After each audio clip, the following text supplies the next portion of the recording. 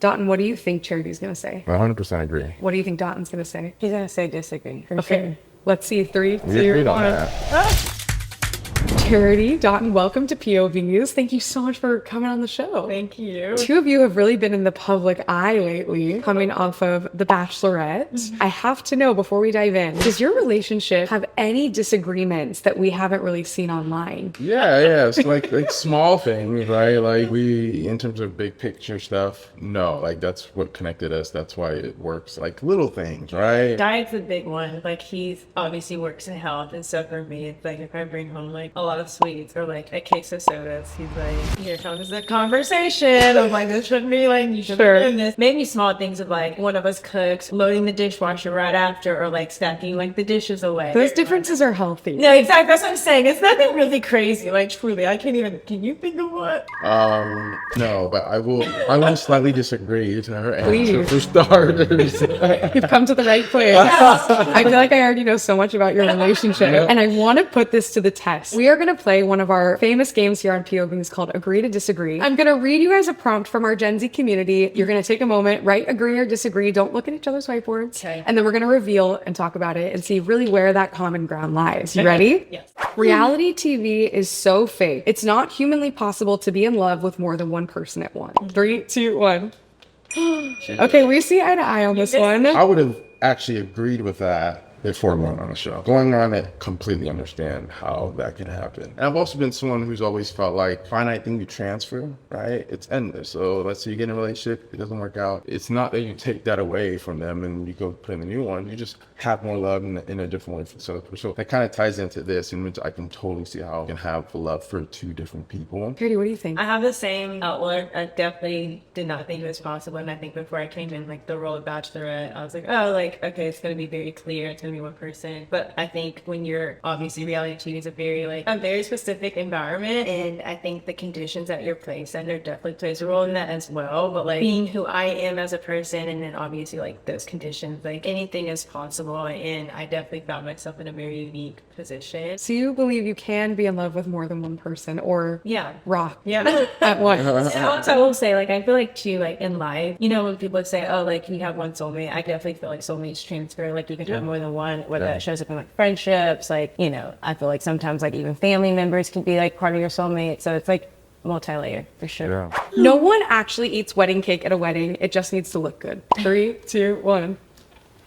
Wow. No, this is crazy. Really? That's like the one thing I feel like we know what we're doing. Locked and see, you see how passionate he is about it. So the backstory is there's a candy out there that I had like before going on the show, and I couldn't bring. I mean, it was only at this one bodega. I bought the whole store out. He really did. Like literally bought every single package. And then I found her and I was like, I know she's a candy fiend. So I was like, hey, you got to try this candy, and change her life too. And so we were like, imagine if this could be the cake. The flavor is so rare to find. Do you feel like in the wedding planning conversation, or just the topic of wedding, you see eye to eye? For the most part, I know for me, I'm a very intimate person. Like, you know, if I could, if we went on a show, I'd have 10 people at my wedding, you know? I feel like every month we like revisit the size, like the guest list, and I'm like, I want it smaller. The hardest part, Let me tell you. It is. But I mean, we're already like planning 2 weddings, so it's like the Nigerian one's going to be huge. How does that work? So you have 2 separate ceremonies and receptions? So, I mean, that's kind of the reason is like, probably when on the show, it'll probably just be the intimate, because we were on the show, our relationship is public. And there's just so many people that we've met that we love. Like, we feel it would be doing a disservice to not have something that they could be a part of. So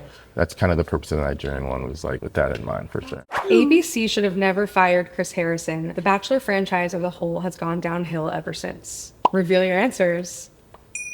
I feel like these old incumbent things are in place, and it doesn't allow for progressive things to occur and for things to move on. And it sounds like he was someone that was sort of holding it back. So yeah, it's just kind of out with the old, and sometimes you just got to bring in new blood, right? I think it's like not really all that accurate to say that the franchise itself has declined since he's left, because that's clearly not true. It's the franchise itself. There's some deep-rooted stuff there. The ones that are very vocal about that have these deep-rooted like ideologies apologies or opinions of why, and they just probably wanted to hang on to that because I just feel like obviously at the time Chris Harrison didn't call that out, and so for their narrative or for whatever their belief system is, like it contributed to that. So for them, they're like, oh yeah, this is supportive of that. We're going to support someone who basically agrees with me, and not really looking for room for change or just how could we better handle a situation. It could have been handled so much better, but at the end of the day, the matter was that we are not giving space to our first Black male lead on the show. I'm someone who's watched the show for a long time, and I don't think it's anything new. I even took a class in college where we explored the subtle racism or the very blatant racism in a lot of these reality TV shows. Did you experience during your season any form of that racism that we see on reality television? Yes and no. Obviously, being like a Black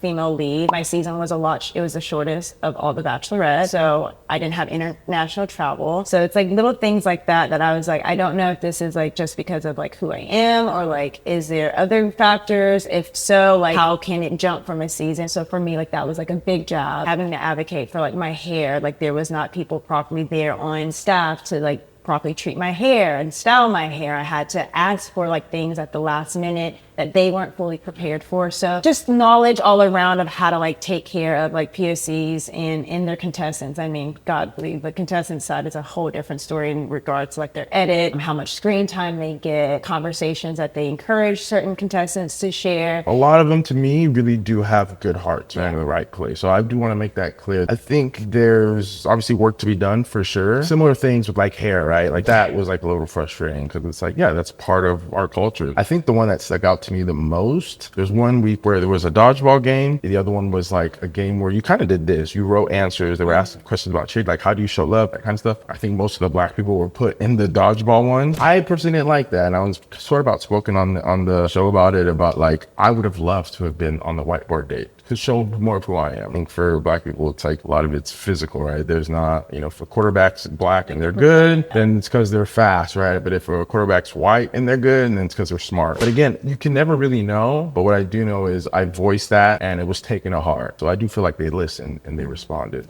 If you're having an issue with someone, you need to confront it immediately. Don't let it linger. Okay, before you reveal, Dotun, what do you think Charity's gonna say? I 100% agree. What do you think Dotun's gonna say? He's gonna say disagree. For Okay. sure. Let's see, 3, 2, We agreed on 1. that. Exactly. I knew. Okay, our first agree to disagree. You have in discourse, maybe there's an issue. Emotions get heightened. That can lead to poor choice of words, poor outcomes. And so for me, it's always made more sense and also been more fruitful to take a breather and come back when emotions are neutral again. I'm a conflict like resolution person. Like I don't have time to talk about it, or if I don't get to talk about it, it stays in my brain. Like I can't let it go away. This is why we do what we do. Because when you actually take time to talk about something, you can identify that middle ground. Exactly. Right? Yeah. Yes. You just did it right here. Just now. What are the two of you taking away from this conversation today? Obviously, if you're with someone, there should be a high level of compatibility that you guys can always meet at some point. Yeah. And then also took away the fact that we actually have a lot in common. It's very similar. I was just gonna say like there's beauty in like common ground. Not that I approach it with more empathy, but we already have so much in common, so it's a little bit easier. But like it's good for when it's not easy. And I feel like we're so busy like in our day-to-day lives that we forget to slow down Yeah. and have yeah. a real conversation. Like Yeah. how good does it feel to just talk about things that you don't typically get to talk about? Oh, don't It's like how you get to really learn more about each other, Yep. especially if you didn't get the whiteboard date. Exactly. No, we're Feel gonna free go to buy take some. We're gonna go buy some and like play at home on our couch. Well, thank you guys so much for coming on the show, and thank excited to see where the two of you continue to agree to disagree throughout your relationship. Thank you.